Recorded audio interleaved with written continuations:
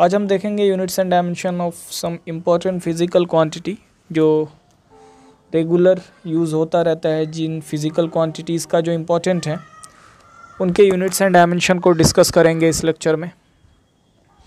तो उससे पहले देख लेते हैं हमने क्या क्या पढ़ा हुआ है। पिछले लेक्चर में हमने ये जाना था व्हाट इज़ फिज़िक्स, फिज़िक्स का डेफिनेशन जाना था पिछले लेक्चर में, और ज़्यादा कुछ नहीं पढ़ा था। फिज़िक्स का डेफिनेशन जाना था हमने, फिर से फिज़िकल क्वांटिटी क्या होता है ये जाना था हमने पिछले लेक्चर में। ये जाना था फिज़िकल क्वांटिटी क्या होता है। इसका टाइप जाना था फंडामेंटल, फिज़िकल क्वांटिटी का type fundamental quantity and derived quantity, ये जाना था, है ना, ये जाना था। उसके बाद हमने क्या जाना था, उसके बाद हमने जाना था यूनिट क्या होता है, ये जाना था। व्हाट इज़ यूनिट, यूनिट क्या होता है, स्टैंडर्ड होता है। यूनिट का टाइप जाना था, फंडामेंटल यूनिट होता है एक, और एक डिराइव्ड यूनिट होता है, ये जान लिया था हमने। यूनिट का टाइप कितना होता है, यूनिट का टाइप, यूनिट्स कितने टाइप के होते हैं, यूनिट्स दो टाइप के होते हैं, एक फंडामेंटल यूनिट होता है और एक डिराइव्ड यूनिट। फंडामेंटल यूनिट तो वही होता है जो फंडामेंटल क्वांटिटी का जो यूनिट होगा वही फंडामेंटल यूनिट होगा, और डिराइव्ड क्वांटिटी जो फंडामेंटल से बनता है वो डिराइव्ड क्वांटिटी होता है, और उसका यूनिट क्या होगा, डिराइव्ड यूनिट्स होगा। ठीक है। उसके बाद हमने जाना था डायमेंशंस। व्हाट इज़ डायमेंशंस, तो हमने बोला था डायमेंशन क्या है, रिप्रेजेंटेशन है किसी फिजिकल क्वांटिटी का in terms of fundamental quantities. Fundamental quantities generally क्या होता है, मास, लेंथ, टाइम, ईटीसी, ये सब के टर्म में अगर हम किसी फिजिकल क्वांटिटी को रिप्रेजेंट कर रहे हैं दैट इज़ डायमेंशंस। तो यूनिट्स और डायमेंशन तो हमने जान लिया था। आज हमको जानना है कुछ इंपॉर्टेंट फिजिकल क्वांटिटी का यूनिट्स एंड डायमेंशन। तो देखते हैं क्या क्या है। सबसे पहले हम यहाँ पर जानते हैं एरिया। एरिया का यूनिट एंड डायमेंशन देख लेते हैं क्या होता है। एरिया बचपन से हम लोग पढ़ते हुए आ रहे हैं। एरिया क्या होता है, एरिया का मतलब लेंथ इनटू ब्रेथ। तो हमने क्या बताया हुआ है आपको, length is length but breadth is also a length. जैसे अगर हमने बोलना है कि ये मोबाइल 5 इंच लंबा है, ये मोबाइल क्या है, 5 इंच लंबा है, इसका स्क्रीन 5 इंच लंबा है और 2.5 इंच या 2.5 इंच चौड़ा है। तो 5 inch is a length, but जो चौड़ाई है 2.5 इंच उसको भी तो आप लेंथ ही बोलना ना। ठीक है। तो length is a length, breadth is also a length. इस हिसाब से आप यहाँ पर देखो, लेंथ एरिया का फॉर्मूला क्या होता है, लेंथ इनटू ब्रेथ। अब आप अगले स्टेप में देखना, length is a length but breadth is also a length. तो ब्रेथ की जगह पे भी अगर आप लेंथ लिखना तो लेंथ क्या हो जाएगा, लेंथ का स्क्वायर हो जाएगा, और इस हिसाब से एरिया क्या हो जाएगा, लेंथ का इस स्क्वायर। एरिया क्या हो जाएगा, लेंथ का स्क्वायर। अब आप देख लो इसका डायमेंशन। डायमेंशन आप देखो, एरिया का क्या होगा, लेंथ का स्क्वायर। तो लेंथ का डायमेंशन क्या याद कराएं आपको, कैपिटल एल। और कैपिटल एल देखो आप, कैपिटल एल एरिया, लेंथ का स्क्वायर तो कैपिटल एल का स्क्वायर हो गया। ये एरिया का डायमेंशन हो गया। एसआई यूनिट क्या होगा, लेंथ का एसआई यूनिट मीटर तो metre square, CGS unit centimetre तो सेंटीमीटर स्क्वायर, एफपीएस यूनिट क्या होता है, फुट तो फुट स्क्वायर या स्क्वायर फुट। ठीक है। तो एरिया हो गया। वॉल्यूम, वॉल्यूम हम लोग बचपन से क्या पढ़ते हुए आ रहे हैं, वॉल्यूम। वॉल्यूम का मतलब length into breadth into height. तो length is a length but breadth is also a length और height is also a length. तो लेंथ इंटू लेंथ कितना हो गया, लेंथ पे कितना पावर आ गया, क्यू। तो वॉल्यूम का जो फाइनली आपको जो वॉल्यूम क्या बना, लेंथ पे कितना पावर बना, 3। लेंथ पर कितना पावर है, 3। तो वॉल्यूम क्या हो गया, लेंथ का क्यूब। और वॉल्यूम का डायमेंशन क्या हो जाएगा, लेंथ का क्यूब तो क्या हो जाएगा, L3। उसी तरह ऐसा यूनिट क्या हो जाएगा, लेंथ का ऐसा यूनिट मीटर तो मीटर क्यूब। उसी तरह लेंथ का CGS यूनिट क्या होता है, सेंटीमीटर तो वॉल्यूम का CGS यूनिट क्या हो जाएगा, सेंटीमीटर क्यूब। उसी तरह आप FPS यूनिट देख सकते हो, लेंथ का FPS यूनिट क्या होगा, फुट, तो फुट क्यूब। ठीक है, क्लियर। अब हम लोग आते हैं नेक्स्ट फिजिकल क्वांटिटी पे। नेक्स्ट फिजिकल क्वांटिटी क्या है, डेंसिटी। डेंसिटी आपको पता है मास पर यूनिट वॉल्यूम क्या होता है, मास पर unit volume is called density. ये आपको पता है, मास पर unit volume is called density. तो फॉर्मूला इसका क्या बनेगा, density is equal to mass upon volume. आपको इस तरह हमने बताया हुआ है कि अगर V वॉल्यूम किसी भी V वॉल्यूम का मास क्या है, m है, तो यूनिट वॉल्यूम का मास क्या होगा, m/v। बस यही चीज़ m/v जो हो जाता है ना, यही डेंसिटी होता है। तो डेंसिटी का मतलब क्या हो गया, मास अपॉन वॉल्यूम। अब आप देखो मास का तो डायमेंशन आपको पता है, वॉल्यूम का डायमेंशन पीछे पेज में हमने पढ़ा L3, तो क्या हो गया ml-3। तो जो डेंसिटी का डायमेंशन हुआ ml-3। टाइम की बात नहीं हो रही है तो टाइम आप दे सकते हो, बट उस पर पावर क्या देना होगा, 0। ठीक है। उसी तरह ऐसा यूनिट आप देखो, मास ऊपर में है तो kg और नीचे में वॉल्यूम तो मीटर क्यूब, तो क्या हो जाएगा, kg पर मीटर क्यूब हो जाएगा ऐसा यूनिट। CGS यूनिट भी उसी तरह सोचो, मास के लिए ग्राम और वॉल्यूम के लिए सेंटीमीटर क्यूब, तो ग्राम पर सेंटीमीटर क्यूब। उसी तरह मास के लिए पाउंड और लेंथ के लिए फुट, तो पाउंड पर फुट क्यूब FPS यूनिट हो जाएगा डेंसिटी का। ठीक है, क्लियर। इसको आप पॉज करेंगे और उसके बाद इसको नोट कर लेंगे।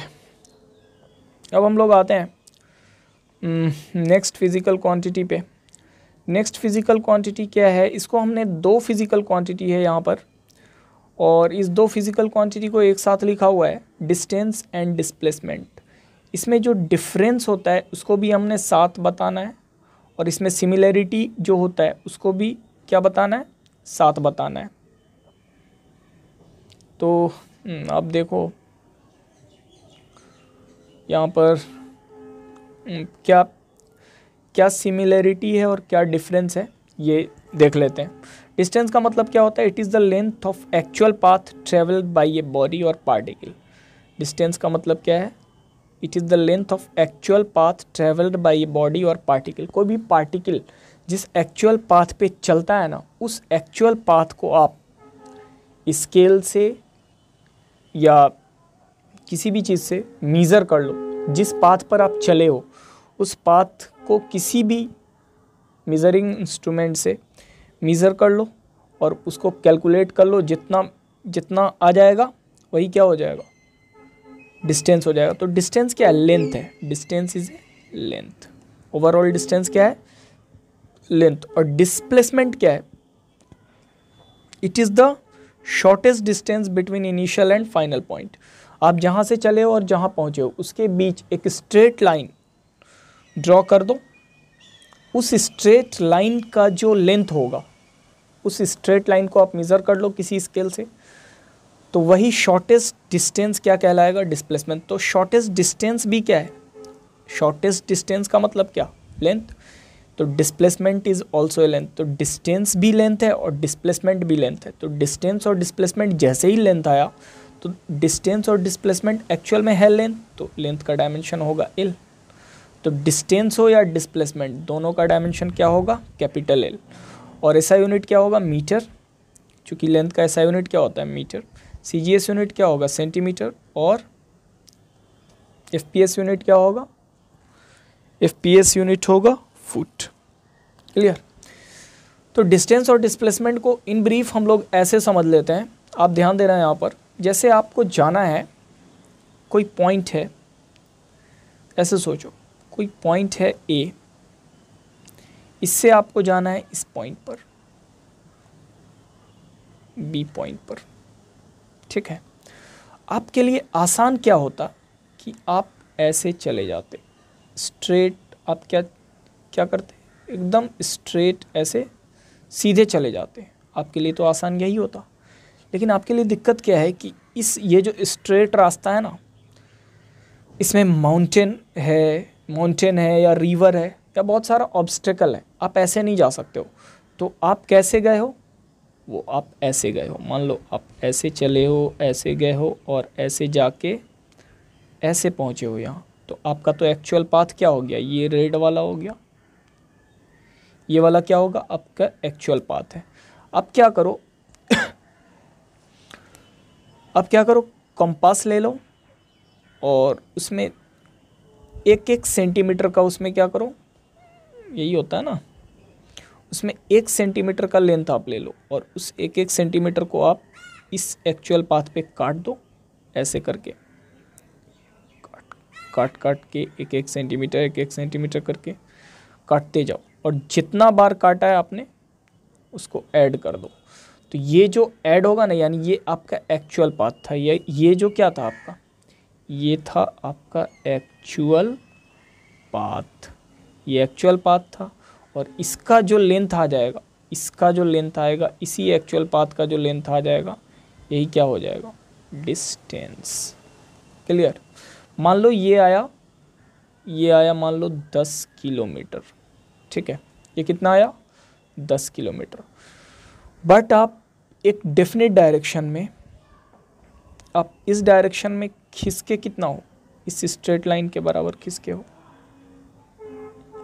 ये आपका इनिशियल पॉइंट था, ये आपका क्या था, इनिशियल पॉइंट था, और ये क्या था, फाइनल पॉइंट। तो आप इस दो पॉइंट ए और बी के बीच खिसके कितना हो, ये स्ट्रेट लाइन इतना खिसके हो। अब इस स्ट्रेट लाइन का जो भी लेंथ आ जाए, मान लो 5 किलोमीटर आया, ये कितना आया, मान लो आप 5 किलोमीटर आया, तो ये 5 किलोमीटर क्या हो गया, ये 5 किलोमीटर हो गया डिस्प्लेसमेंट। ये क्या हो गया, डिस्प्लेसमेंट, ये आपका डिस्प्लेसमेंट हो गया। क्लियर। तो जो एक्चुअल पाथ आपका क्या है, रेड वाला, उसको आप क्या किया आपने, उसको भी मेज़र कर लिया, वो आया 10 किलोमीटर। और आप चले जहाँ से हो ए से और पहुँचे कहाँ हो बी पर, उसके बीच का एक स्ट्रेट लाइन डिस्टेंस ले लो, वो स्ट्रेट लाइन डिस्टेंस मान लो 5 किलोमीटर आया, ठीक है। तो 10 किलोमीटर आपका डिस्टेंस हुआ, एक्चुअल पाथ का लेंथ हुआ, और आप खिसके कितना हो, एक डेफिनेट इस डायरेक्शन में आप खिसके कितना हो, 5 किलोमीटर। तो इस डायरेक्शन में जो खिसके हो, तो वही जितना खिसके हो ना, वही क्या हो गया, डिस्प्लेसमेंट हो गया। क्लियर। तो यहाँ पर हमने देखा, यहाँ पर इस केस में, पिछले केस में हमने क्या देखा, पिछले केस में हमने देखा कि डिस्टेंस जो है वो ग्रेटर देन क्या आ गया, डिस्प्लेसमेंट आ गया। Distance is greater than displacement. But कभी कभी क्या होगा, आपको बोलेगा कोई पॉइंट ए है और कोई पॉइंट बी है, और आपको दे देगा इसी रास्ते पे चलना है, आपके पास ऑप्शन नहीं है, इसी रास्ते पे आपको चलना है। यही एक पाथ ही है, यूनिक पाथ है आपके पास, ठीक है। तो आप क्या करना, आप तो इसी पे चलना, यही आपके पास एक पाथ है, आप क्या करना, ऐसे इसी रास्ते पे जाना आप, ठीक है। तो आप यहाँ से चलना, इस पॉइंट से चलना और यहाँ पहुँच जाना, तो आपका एक्चुअल पाथ भी क्या होगा, यही होगा। जिस पाथ पे आप चले हो वो एक्चुअल पाथ है। और शॉर्टेस्ट डिस्टेंस भी क्या होगा, इनिशियल ये और फाइनल ये, उसके बीच ये स्ट्रेट लाइन रोड है ना, शॉर्टेस्ट डिस्टेंस भी यही होगा। यानी एक्चुअल पाथ किसके बराबर हो गया, एक्चुअल पाथ का जो लेंथ है वो शॉर्टेस्ट डिस्टेंस के लेंथ के बराबर भी हो गया। तो जब आपका डायरेक्शन ऑफ मोशन चेंज नहीं, पूरे मोशन के दौरान आप देखे होंगे डायरेक्शन इधर ही है आपका, जब आपका डायरेक्शन ऑफ मोशन आप चेंज नहीं होता है तो डिस्टेंस और डिस्प्लेसमेंट क्या होता है, सेम हो जाता है। तो ऐसे ये वाले केस में डिस्टेंस और डिस्प्लेसमेंट क्या हो गया, बराबर हो गया। तो ओवरऑल पिछले केस में क्या आया था, डिस्टेंस ग्रेटर देन डिस्प्लेसमेंट, और इस केस में क्या आ गया, डिस्टेंस इक्वल टू डिस्प्लेसमेंट। तो ओवरऑल जो आपको याद रखना है, डिस्टेंस और डिस्प्लेसमेंट के बीच जो रिलेशन होगा वो हमने क्या देखा, एक केस में तो ग्रेटर हुआ किससे, डिस्प्लेसमेंट से, बट एक केस में इक्वल भी हो गया। तो डिस्टेंस इज ऑलवेज ग्रेटर और इक्वल टू क्या हो जाएगा, डिस्प्लेसमेंट। क्लियर। तो डिस्टेंस और डिस्प्लेसमेंट ओवरऑल क्या है, दोनों तो लेंथ ही है। डिस्टेंस हो या डिस्प्लेसमेंट हो, दोनों में क्या है, लेंथ है। दोनों में क्या है, लेंथ है। और लेंथ का ऐसा यूनिट क्या होता है, metre, CGS unit centimetre, FPS unit foot. FPS unit क्या होता है, फुट। ठीक है। और डिस्टेंस, डिस्प्लेसमेंट, लेंथ सबका डायमेंशन क्या होता है, L के बराबर। क्योंकि लेंथ है, लेंथ का डायमेंशन L होता है। आई थिंक डिस्प्लेसमेंट और डिस्टेंस में आपको डिफरेंस क्लियर हो गया होगा। अब हम लोग नेक्स्ट फिजिकल क्वांटिटी पे आते हैं। नेक्स्ट फिजिकल क्वांटिटी क्या है, वो चूँकि सब एक दूसरे पे डिपेंडेंट है, तो अब हम 5th नंबर पे देख रहे हैं कि नेक्स्ट फिजिकल क्वांटिटी है स्पीड। क्या है, स्पीड। स्पीड का मतलब क्या होता है, rate of change of distance is called speed, यानी पर यूनिट टाइम आपने कितना डिस्टेंस ट्रेवल किया है यूनिट टाइम में, वही क्या है, स्पीड। तो स्पीड का मतलब हो जाएगा, डिस्टेंस अपॉन टाइम। ये हो जाएगा स्पीड का मतलब, जो आपको यहाँ पर दिख रहा है। स्पीड का मतलब क्या हो जाएगा, डिस्टेंस अपॉन टाइम। अब आपको पता है कि ये जो डिस्टेंस है वो एक्चुअल में है क्या, लेंथ है। तो लेंथ अपॉन टाइम। और लेंथ का ये जो लेंथ है, लेंथ का डायमेंशन क्या होता है, कैपिटल L, और टाइम का डायमेंशन कैपिटल T। तो ओवरऑल डायमेंशन आपके पास क्या आ गया, LT-1। इसको आप मास के टर्म में भी लिख सकते हो, चूंकि मास की बात नहीं है, m0। ठीक है, इसको आप मास के टर्म में भी लिख सकते हो, m0 L1 T-1। तो ये किसका डायमेंशन हो गया, LT-1 बोलो या फिर m0 L1 T-1 बोलो। ये किसका डायमेंशन हो गया, स्पीड का। स्पीड का अगर ये डायमेंशन हो गया तो स्पीड का ऐसा यूनिट क्या हो गया, स्पीड का ऐसा यूनिट लेंथ के लिए मीटर, टाइम के लिए सेकंड, तो मीटर पर सेकंड। CGS यूनिट लेंथ के लिए सेंटीमीटर, टाइम के लिए सेकंड, तो सेंटीमीटर पर सेकंड। FPS यूनिट लेंथ के लिए फुट, टाइम के लिए सेकंड, फुट पर सेकंड। अब आते हैं 6 नंबर पे। 6 नंबर में हमने बताया हुआ है वेलोसिटी। जिस तरह स्पीड क्या था, rate of change of distance, उसी तरह वेलोसिटी क्या है, rate of change of displacement. Speed किस पे डिपेंड कर रहा था, डिस्टेंस पे, तो वेलोसिटी किस पे डिपेंड करेगा, डिस्प्लेसमेंट पे। तो वेलोसिटी जो हो जाएगा, वेलोसिटी क्या हो जाएगा, वेलोसिटी हो जाएगा डिस्प्लेसमेंट अपॉन टाइम। अब आपको पता है डिस्प्लेसमेंट हो या डिस्टेंस हो, है तो लेंथ ही, तो लेंथ अपॉन टाइम। और लेंथ के लिए डायमेंशन क्या यूज़ करेंगे, कैपिटल L, और टाइम के लिए T, तो LT-1। तो इसका भी डायमेंशन क्या हो गया, LT-1 हो गया, या m0 L1 T-1 हो गया। ठीक है, वेलोसिटी का डायमेंशन भी वही रहा जो स्पीड का डायमेंशन था। अगर डायमेंशन सेम है तो यूनिट भी क्या होगा, मीटर पर सेकेंड SI, CGS सेंटीमीटर पर सेकेंड, FPS फुट पर सेकेंड, यही होगा। यानी ओवरऑल आपको समझ में आ गया होगा, स्पीड और वेलोसिटी दोनों का डेफिनेशन तो डिफरेंट है, लेकिन दोनों का डेफिनेशन अगर डिफरेंट है तो फिजिकल क्वांटिटी डिफरेंट है, बट जो इसका यूनिट एंड डायमेंशन आया वही इसका यूनिट एंड डायमेंशन आया। तो स्पीड एंड वेलोसिटी का यूनिट एंड डायमेंशन में कोई डिफरेंस नहीं होगा, बस डेफिनेशन में डिफरेंट होगा, और चूँकि क्वांटिटी क्या है, डिफरेंट है। क्लियर। अब हम लोग नेक्स्ट फिजिकल क्वांटिटी पे आते हैं।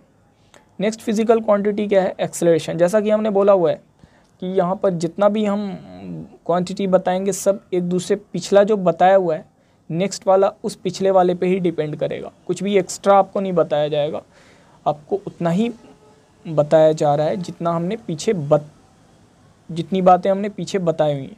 तो एक्सेलरेशन जो हो जाएगा, क्या हो जाएगा, एक्सेलरेशन का definition, rate of change of velocity is called acceleration. तो एक्सेलरेशन किस पे डिपेंड कर रहा है, वेलोसिटी, यानी एक्सेलरेशन क्या है, वेलोसिटी अपॉन टाइम। अब आपको वेलोसिटी का डायमेंशन भी पता है और टाइम का भी डायमेंशन पता है, तो एक्सेलरेशन का डायमेंशन क्या हो जाएगा, LT-1 तो आप वेलोसिटी का लिख दो ऊपर में, नीचे में टाइम का T, तो ओवरऑल एक्सेलरेशन का डायमेंशन क्या आया, LT-2। ठीक है, तो एक्सेलरेशन का डायमेंशन क्या आ गया, LT-2, और SI यूनिट क्या आ गया, मीटर पर सेकेंड स्क्वायर, चूँकि L के लिए मीटर और टाइम के लिए सेकेंड, तो मीटर पर सेकेंड स्क्वायर। CGS यूनिट क्या आ गया, सेंटीमीटर पर सेकेंड स्क्वायर, FPS यूनिट क्या हो गया, फुट पर सेकेंड स्क्वायर। ठीक है, अब नेक्स्ट फिजिकल क्वांटिटी पे आते हैं जो किस पे डिपेंड कर रहा है, एक्सेलरेशन पे, और फोर्स, उसको क्या बोलेंगे, फोर्स। फोर्स होता क्या है उतना आपको दिमाग नहीं लगाना है, क्योंकि चैप्टर क्या है, यूनिट्स एंड डायमेंशन, और यूनिट्स एंड डायमेंशन में हमको सिंपल मतलब है, अगर हमको फार्मूला पता चल गया है तो उस फार्मूले से क्या करेंगे हम लोग, unit and dimension find out कर लेंगे आराम से।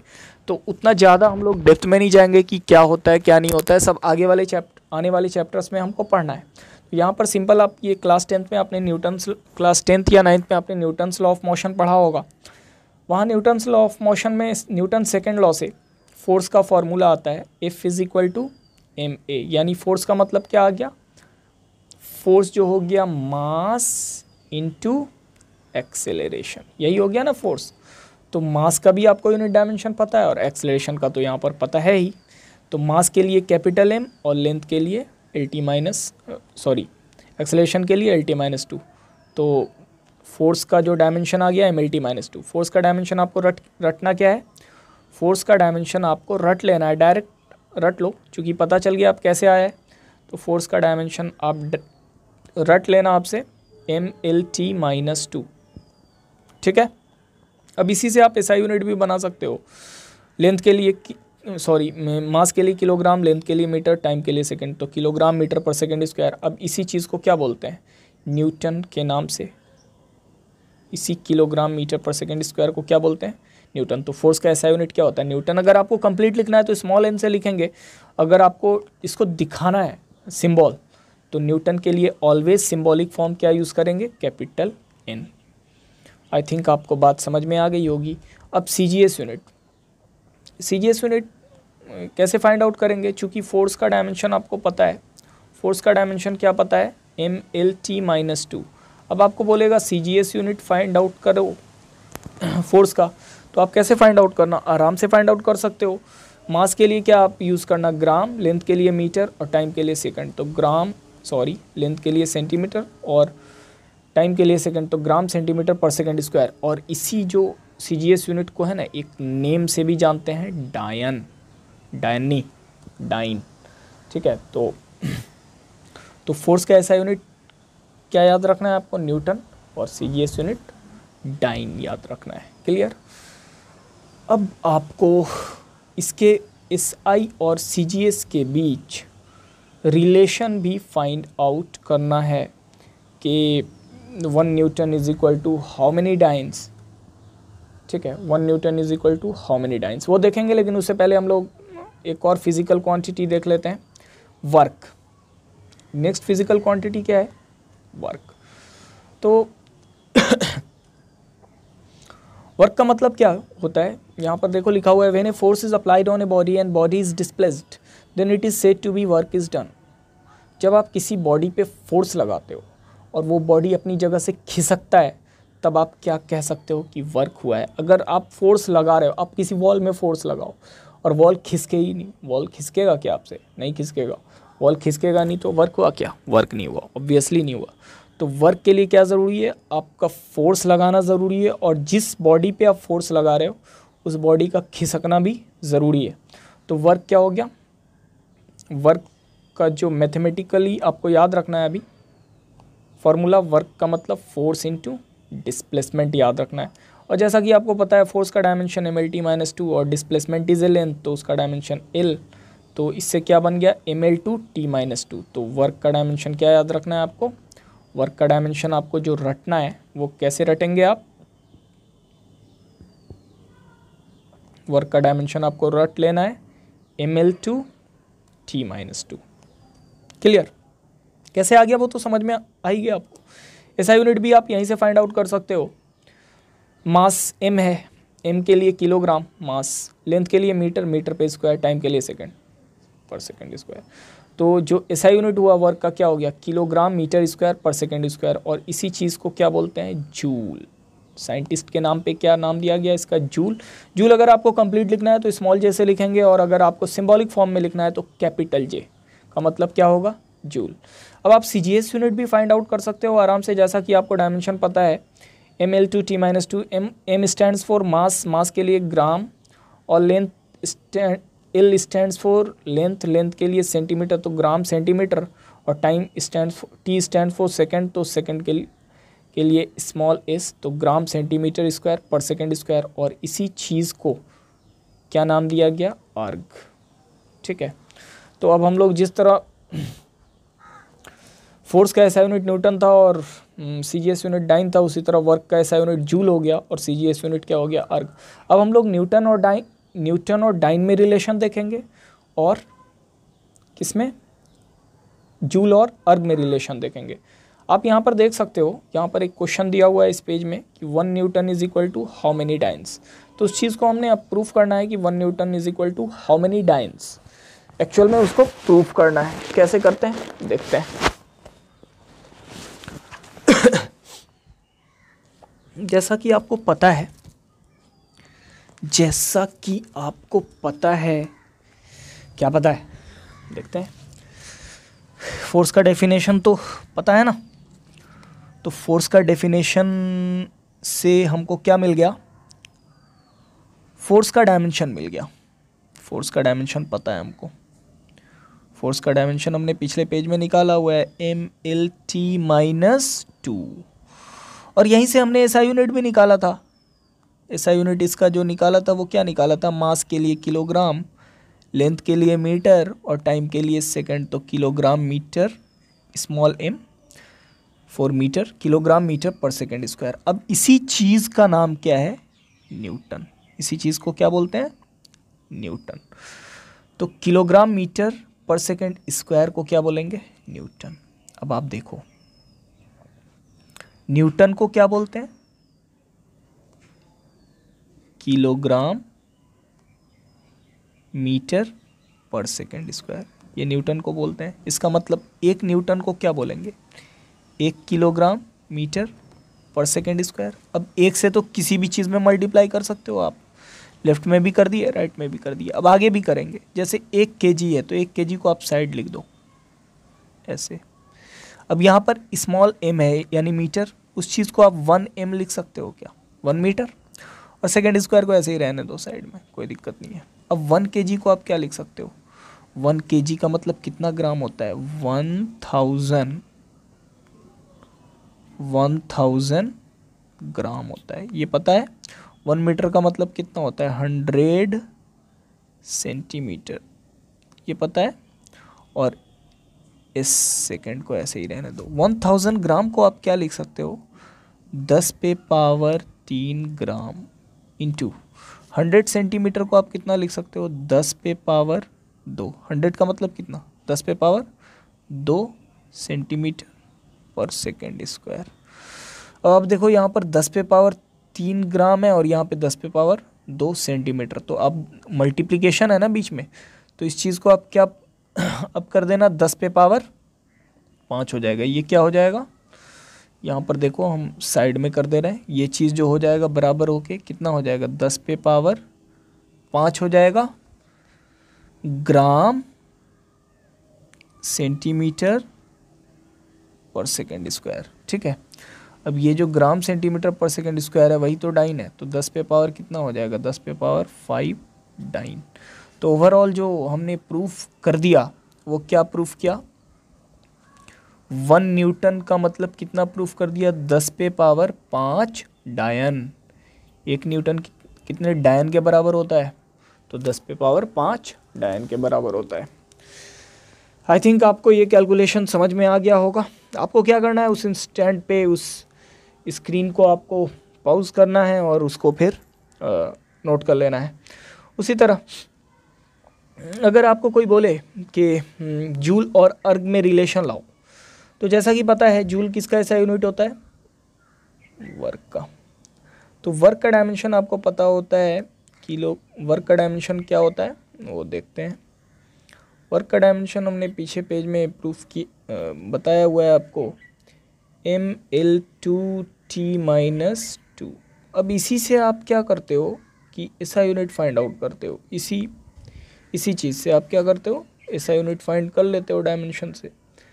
तो डायमेंशन से अगर हम ऐसा यूनिट फाइंड आउट करेंगे तो m के लिए किलोग्राम, लेंथ के लिए मीटर स्क्वायर और टाइम के लिए सेकंड पर सेकंड स्क्वायर। अब ये जो चीज़ है ना, ये किलोग्राम मीटर स्क्वायर पर सेकेंड स्क्वायर, इसी को क्या नाम दे दिया गया है, जूल। तो वर्क का ऐसा यूनिट क्या होता है, जूल होता है। ठीक है, अब आपको बोले कि 1 जूल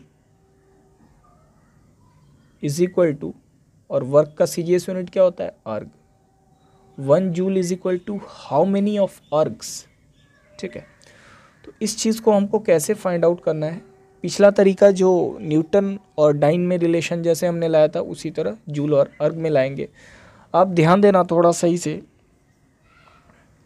अब ध्यान क्या देना, 1 जूल जो होगा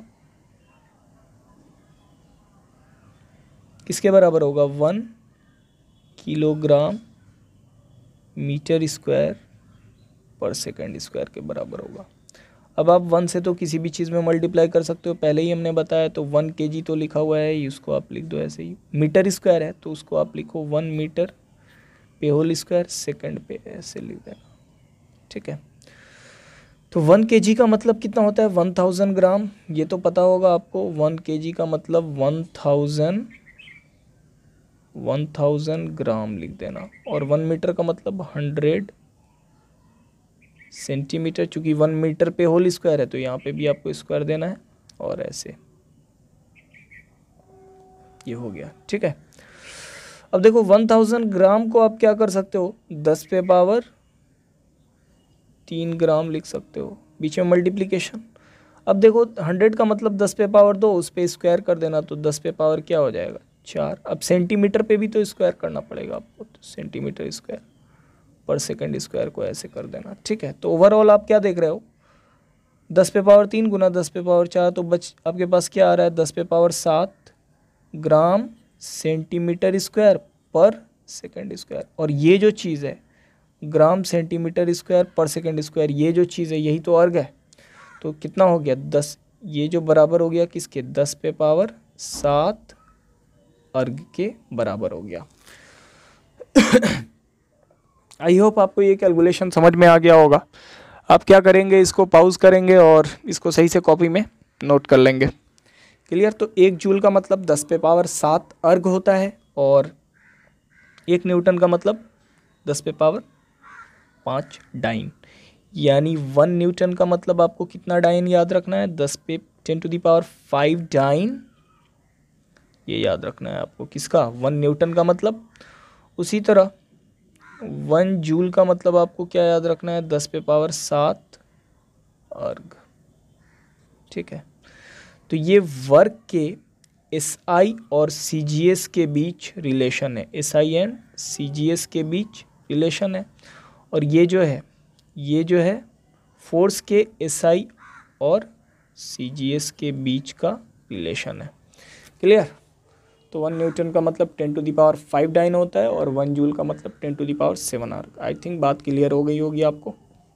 अब हम लोग इसी चीज़ को देखो, हमने यहाँ पर सही से जैसे हमने वहाँ पर आपको करके दिखाया है, 1 न्यूटन का मतलब 10 टू द पावर 5 डाइन, उसी प्रोसेस से यहाँ पर हमने फ्रेश पेज में सॉल्व भी किया हुआ है। जो चीज़ हमने वहाँ पर किया था हो सकता है आपको समझ में नहीं आया वहाँ पर, क्योंकि छोटा सा स्क्रीन रहता है और इस पर हमको लिखना रहता है, इस पर तो उतना क्लैरिटी से नहीं लिख पाते हैं, इसलिए हमने पेज में सही से पहले लिखा हुआ है। तो इसको आप पॉज करना, और इस चीज़ को 1 newton is equal to 10 to the power 5 dyne हमने कैसे प्रूव किया है, इस चीज़ को आप नोट कर लेना। ठीक है, उसी तरह हमने 1 joule is equal to 10 to the power 7 erg भी प्रूव किया हुआ है। सेम प्रोसेस जैसा हमने वहाँ पर स्क्रीन पे आपको लिख के बताया था, उसी प्रोसेस से। तो इसको भी आप पॉज करना और अच्छे से नोट कर सकते हो यहाँ पर। क्लियर, अब हम लोग आगे बढ़ते हैं। आगे क्या है, एनर्जी। एनर्जी क्या होता है, the capacity to perform a work is called energy, यानी कार्य करने की क्षमता को क्या बोलते हैं, ऊर्जा बोलते हैं।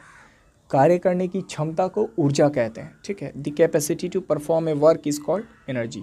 तो आप ओवरऑल सिर्फ इतना सा याद रखना, आप जितना कार्य करते हो या तो आप में उतना एनर्जी होता है तब आप करते हो, या फिर आप जितना कार्य करते हो वो किसी भी सिस्टम में क्या हो जाता है, एज ए एनर्जी, एज ऊर्जा स्टोर हो जाता है। तो आप जितना कार्य करते हो, जैसे 10 जूल का आपने वर्क किया तो 10 जूल किसी सिस्टम में स्टोर हो जाएगा, ठीक है। तो आपको यहाँ पर यूनिट और डायमेंशन, वर्क और एनर्जी का क्या होना है, बराबर होना है। तो आप ओवरऑल सिर्फ इतना सा याद रखना आप कि वर्क और एनर्जी का यूनिट क्या होता है, यूनिट एंड डायमेंशन क्या होता है, सेम होता है, बट डेफिनेशन क्या है, डिफरेंस है। डेफिनेशन में क्या है, डिफरेंस है, जो यहाँ पर आपको दिख रहा है, जो लिखा हुआ है। तो यूनिट ऑफ वर्क जो होगा वो यूनिट ऑफ एनर्जी के क्या है, बराबर है।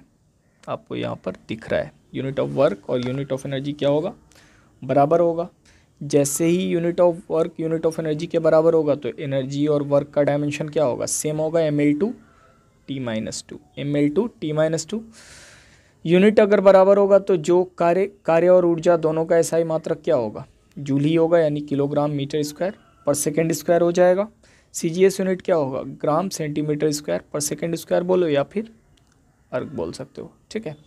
अब आते हैं नेक्स्ट फिजिकल क्वांटिटी, वो क्या है, पावर। पावर का मतलब होता है power, rate of change of work done is called power, यानी पर यूनिट टाइम आप कितना वर्क कर पा रहे हो, या कोई मशीन कितना वर्क कर पा रहा है per unit time, that is called its power, ठीक है। वो उसका क्या कहलाता है, पावर कहलाता है। तो पावर क्या है, वर्क अपॉन टाइम। पावर का मतलब क्या हो जाएगा, वर्क अपॉन टाइम। तो पावर का मतलब अगर वर्क अपॉन टाइम है तो आप यहाँ देखो P इज इक्वल टू क्या हो जाएगा, वर्क बाई टाइम। तो पावर का डायमेंशन तो आप आराम से निकाल सकते हो। वर्क का डायमेंशन क्या यूज़ करना, ml/2 t-2 और टाइम का डायमेंशन t। तो फाइनली पावर का जो डायमेंशन आ गया ml/2, ये t पे पावर 1 ऊपर जाएगा तो क्या हो जाएगा, -3। तो ओवरऑल जो आ गया पावर का डायमेंशन ml/2 t-3। अब इसी डायमेंशन को देख के आप SI यूनिट लिख सकते हो। SI यूनिट क्या हो जाएगा, मास के लिए किलोग्राम, लेंथ के लिए मीटर तो मीटर स्क्वायर, टाइम के लिए सेकंड तो पर सेकंड क्यूब। तो किलोग्राम मीटर स्क्वायर पर सेकंड क्यूब क्या हो गया, इसका SI यूनिट हो गया। इसी SI यूनिट का एक नाम दिया गया और उस नाम को जेम्स वाट साइंटिस्ट के नाम पे जाना जाता है। तो पावर का SI यूनिट आपको क्या याद रखना है, किलोग्राम मीटर स्क्वायर पर सेकंड क्यूब, जिसको और क्या बोलते हैं, वाट। और वाट का जो सिंबल आपको याद रखना है वो कैपिटल W। अगर आपको कंप्लीट लिखना है वाट तो स्मॉल w से लिखेंगे, पावर का SI यूनिट वाट। बट अगर सिंबॉलिक फॉर्म में लिखना है तो क्या लिखेंगे आप, ऑलवेज कैपिटल W, ठीक है। पावर का जो SI यूनिट हो जाएगा वाट या किलोग्राम मीटर स्क्वायर पर सेकेंड क्यूब, या फिर एक और यूनिट हो जाएगा, चूँकि आपको दिख रहा है यहाँ पर वर्क अपॉन टाइम, तो वर्क की जगह जूल दे दो और टाइम की जगह सेकंड, तो जूल पर सेकंड भी बोल सकते हो। तो आपको याद रखना है SI यूनिट पावर का क्या क्या याद रखना है। पहला तो किलोग्राम मीटर स्क्वायर पर सेकंड क्यूब याद रख लो। दूसरी चीज़, इसी चीज़ को क्या बोलते हैं, वाट, WATT वाट, जिसका सिंबल होता है कैपिटल W। या फिर अब वर्क अपॉन टाइम होता है तो वर्क के लिए जूल लिखो, टाइम के लिए क्या लिखना, अपॉन सेकंड। तो इस चीज़ को आप ऐसे लिख सकते हो, जूल पर सेकंड, ठीक है। तो ओवरऑल आपको याद क्या रखना है, किलोग्राम मीटर स्क्वायर पर सेकंड क्यूब, वाट या जूल पर सेकंड। तो यहाँ पर सब कुछ दिया हुआ है, पावर का SI unit, dimension, CGS unit सब दिया हुआ है, क्लियर। तो पावर का आपको यूनिट एंड डायमेंशन क्लियर हो गया होगा।